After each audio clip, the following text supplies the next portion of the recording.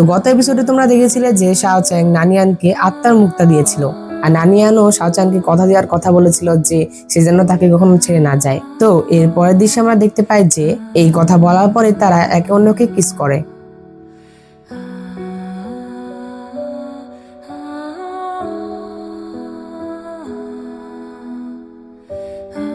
অন্যদিকে আমরা dragon Lord আর sword মাস্টারকে দেখতে পাই। তারা দুইজন এই ঘটনাগুলো দেখছিল।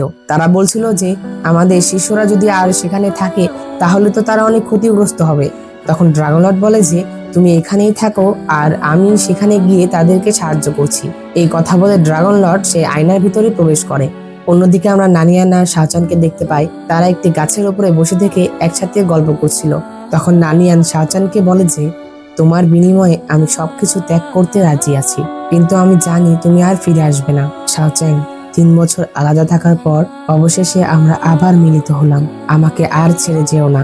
এই কথা বলেই নানিয়ান সেখানেই ঘুমিয়ে পড়ে।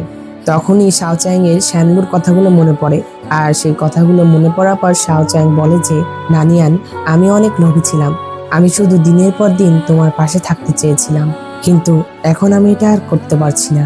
অন্যদিকে তো ড্রামাটি সম্পূর্ণ দেখতে হলে অবশ্যই শিয়ার সাগর মুভি এক্সপ্লেন চ্যানেলটি সাবস্ক্রাইব করে রাখবে এবং পাশে থাকা বেল বাটনটি অলে ক্লিক করে দিবে। আর এই চ্যানেলটির লিংক তোমরা ডেসক্রিপশন বক্সে পেয়ে যাবে। ধন্যবাদ।